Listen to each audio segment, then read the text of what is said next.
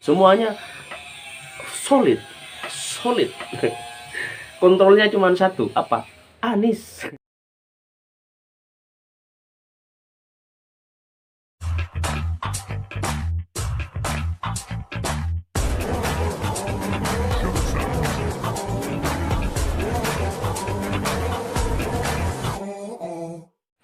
Assalamualaikum warahmatullahi wabarakatuh. Salam sejahtera untuk kalian semuanya. Salam perubahan untuk Indonesia yang lebih adil, ya.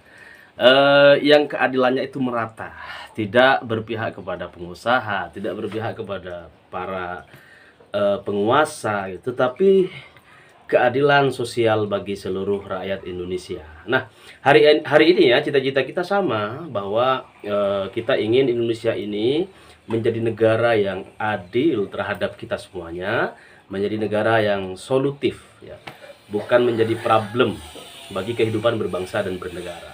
Nah, pemirsa dimanapun Anda berada, hari ini yang bikin kubu Ganjar Pranowo maupun Prabowo Subianto semakin ketar-ketir adalah kenyataan bahwa Anies Baswedan dan Caimin ini sudah tidak terbendung. Gelombang dukungan di berbagai daerah, ya, mulai dari Sabang sampai Merauke, ini benar-benar semakin mengalir deras, tanpa akomodasi, tanpa apapun lah, yang embel-embelnya adalah uang atau apapun, seperti snack, ya, makanan ringan dan lain sebagainya, itu nggak ada dalam kamus para relawan dan simpatisan Anies Caimin. Amin, ya. Nah, ini kemenangan yang mahal tentunya. Ini sebuah kenyataan yang sangat mahal dan tidak bisa dibeli, ya.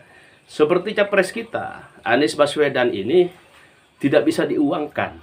Bahwa jabatan apapun, tugas apapun, ya, yang disematkan di pundak Anies Rashid Baswedan, yang diamanatkan oleh rakyat, ini tidak bisa diuangkan. Karena amanah di atas segala-galanya, kejujuran di atas segala-galanya, dan menyampaikan transparansi publik terhadap kinerja yang menjadi tugasnya, itu tidak bisa diuangkan. Nah, ini yang kemudian rakyat kita, saya nggak mau noleh lagi deh, udah Anies sama Caimin aja deh, gitu. Nah, pemirsa dimanapun Anda berada, alhamdulillah, ya, saya sudah melakukan survei dengan tanpa menggiring opini harus milih Anies, ya, tanpa menggiring opini harus jauh-jauh dari Ganjar dan Prabowo, gitu kan. Saya melakukan survei publik di Sewo TV sejak awal kemarin sampai hari ini, juga masih sering melakukan survei, dan alhamdulillah,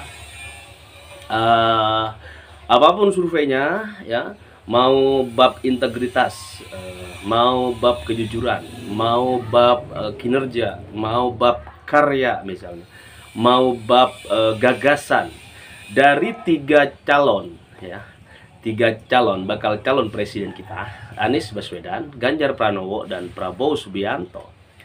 Nah, angka yang fantastik, ya, angka yang fantastis itu masih dikantongi oleh capres kita semuanya, Anies Caimin, ya. Amin. Nah, yang dua, ya, kisaran 7, 3, 6%, 5%, gitu-gitu doang, nggak berkembang, gitu. Kenapa?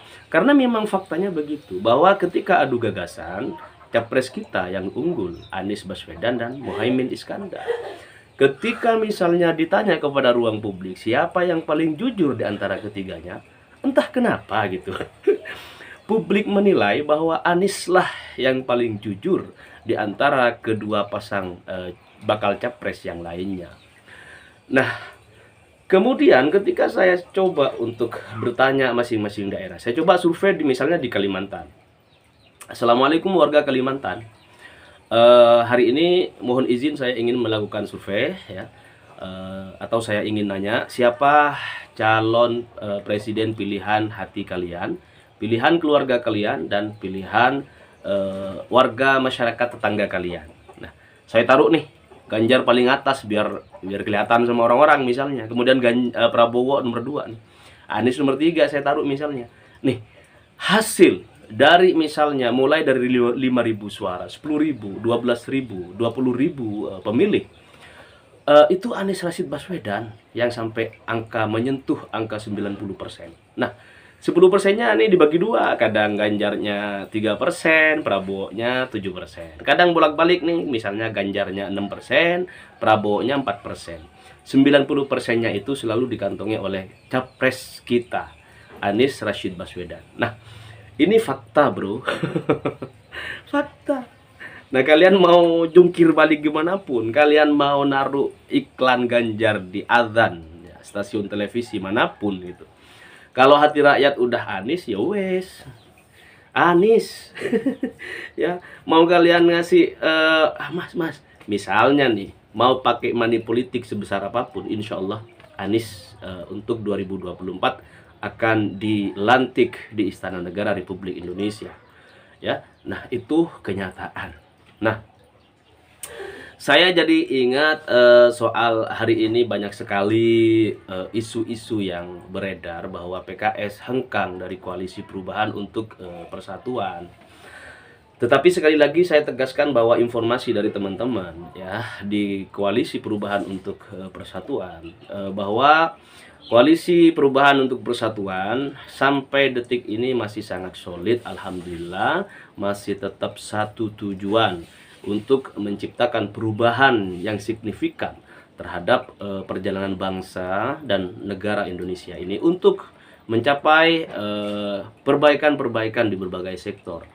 Karena kebaikan lintas sektoral ini sangat diperlukan untuk 2024-2029 yang akan datang. Ya melihat kenyataan, kita flashback aja. Jokowi 10 tahun gitu kan, kita lihat apa hasilnya. Jalan tol doang gitu kan. Kemudian bikin kereta cepat misalnya.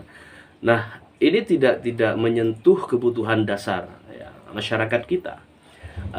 Kalau hanya soal kereta cepat gitu, paling sekian ribu orang yang membutuhkan setiap hari perjalanan. Tetapi secara lebih luas kita berpikir, bangsa Indonesia ini luas, bangsa kita ini beragam. Nah, majemuk segala macam. Nah, mestinya membuat kebijakan itu harus menyentuh seluruh lapisan masyarakat dengan konsep keadilan. Ya, tawarkan keadilan bagi seluruh anak bangsa. Tidak hanya kemudian memanjakan anak kota, ya, anak Bandung, Jakarta, tetapi di daerah-daerah masih ya jembatan-jembatan rusak, anak mau sekolah harus gantung di apa? Pakai gantungan tuh tali ya, dari seberang sono sungainya sampai sini itu pakai tali gitu kan. Kemudian mereka ya tahu sendiri kan, videonya itu viral, istana pasti tahu. Tapi kenapa lebih mementingkan proyek-proyek yang faktanya itu lebih hasil gitu kan, hasil dari proyek semuanya itu nanti lebih banyak investor yang mendapatkan keuntungan. Tetapi masyarakat itu tetap saja di pelosok-pelosok jembatan-jembatan rusaknya luar biasa. Kalau di jalan protokol, jalan kabupaten, provinsi yang hari ini barangkali ada perbaikan-perbaikan ya di akhir masa jabatan presidensial Jokowi gitu, itu nggak lucu ya, nggak lucu. Kemudian hari ini juga ada tawaran bahwa guru honorer katanya bocor, bro, bocor di kalangan masyarakat tuh, bocor bahwa akan ada beberapa jumlah uang yang akan diberikan kepada guru-guru apa namanya, sertifikasi gitu kan, dan itu bisa jumlahnya di atas 100 juta misalnya, untuk per tahun sekian sampai sekian. Nah ini kan apa namanya, kita akan kembali disuguhi kenikmatan tetapi bohong ya, nikmat tapi bohong ya. Kenapa bohong? Karena ini sangat dekat dengan kontestasi pilpres, kontestasi pileg dan lain sebagainya. Nah, pemilu 2024 ini akan menjadi penentu bagaimana arah Indonesia ini sampai nanti ke depannya. Karena sebagian kita nggak sadar bahwa melihat program Jokowi barangkali yang terbaru atau mungkin barangkali yang perbaikan dan lain sebagainya, itu kita terlalu over gitu. Masyarakat over, khususnya yang Jokowers gitu. Mereka menganggap bahwa ini adalah programnya Jokowi. Ini adalah sukses dari Jokowi misalnya. Tetapi kita lupa bahwa kita bangsa Indonesia ini dibangun, negara ini dibangun mulai dari infrastrukturnya, mulai dari moral anak bangsanya, pendidikannya, sosial ekonominya dan lain sebagainya. Itu sejak dulu sudah dibangun oleh nenek moyang kita. Utamanya setelah kemerdekaan diraih dengan berdarah-darah, mereka sudah membangun itu semuanya. Nah, sisanya ya, mulai dari Megawati misalnya, Habibie ya, kemudian Soeharto, SBY ya, kemudian Megawati ya. Semua mereka itu melakukan hal yang sama dengan Jokowi sesuai dengan kemampuan ekonomi yang ada. Tetapi Jokowi ini bukan melabrak aturan, hanya saja hobi ngutang gitu.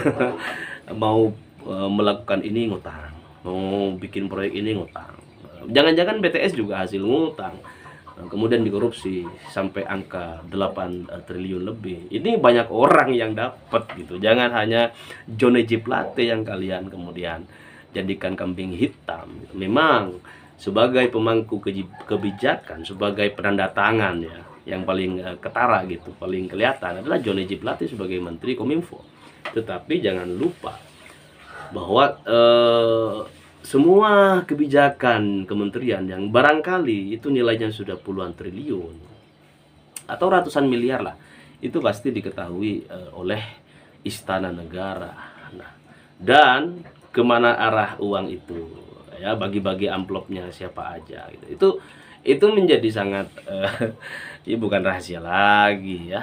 Barangkali istana juga tahu, hanya saja mereka ingin kelihatan di akhir masa jabatan presiden gitu, yang tanpa terasa udah 10 tahun ini misalnya, mereka ingin kelihatan husnul khotimah gitu, padahal masyarakat merasakan betapa su'ul khotimah kepemimpinan rezim sejak 2014 yang lalu hingga 2023 hari ini.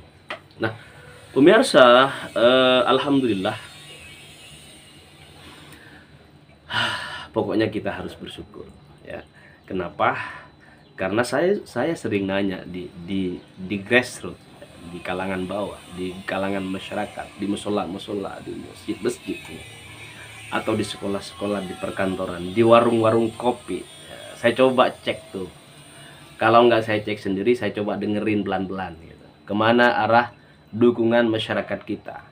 Mulai dari misalnya tempat tongkrongan yang sering dijadikan titik kumpul relawan Jokowi sejak dulu misalnya, sampai hari ini barangkali mereka sebenarnya ingin sepenuh hati mendukung Prabowo, tetapi sebagian udah pindah ke ke Ganjar misalnya.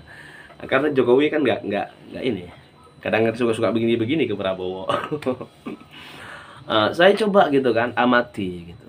Ternyata mereka hari ini sedang berpikir hal yang sama dengan kita, ingin perubahan.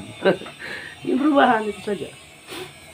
Bukan bosan, bukan tidak mau berterima kasih kepada Joko Widodo, bukan kemudian ingin mengkhianati apa ya, janji setia mereka terhadap Jokowi, tetapi mereka melihat fakta bahwa sebagai petugas partai yang kedua gitu, Ganjar Pranowo ini tidak direstui oleh rakyat Indonesia. Kalau hanya restu Megawati mah ya, kalau enggak Jokowi itu meskipun direstui, misalnya Jokowi enggak direstui Megawati dulu misalnya, tidak dicapreskan oleh Megawati, dicapreskan oleh partai lain, menang.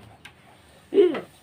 Jadi pengaruh Megawatinya sangat kecil ya, sangat kecil kalau kita bicara Jokowi. Buktinya sekarang, kalau misalnya Megawati benar-benar berpengaruh, misalnya PDIP benar-benar berpengaruh, maka siapapun yang diangkat oleh PDIP, nggak harus Ganjar gitu kan, siapapun itu pasti kuat, tidak mengkhawatirkan. Tetapi hari ini kepercayaan diri Megawati dan partai koalisi ya dihantui oleh kekhawatiran yang sangat besar, karena meskipun Nasdem hanya berkoalisi dengan dua partai lainnya ya, PKS dan PKB, tetapi kekuatan mereka mendominasi, bukan partainya yang mendominasi, tetapi dukungan masyarakat ya, masyarakat Nahdliyin, masyarakat PKS, masyarakat Nasdem yang nasionalis, religius gitu. Semuanya solid, solid. Kontrolnya cuma satu, apa? Anies. Iya, Anies Rashid Baswedan. Semoga Allah memberikan kebahagiaan bagi kita semuanya. Siapapun yang mendukung Anies, terima kasih. Siapapun yang tidak mendukung Anies, semoga segera diberikan hidayah oleh Allah Subhanahu wa taala. Assalamualaikum warahmatullahi wabarakatuh.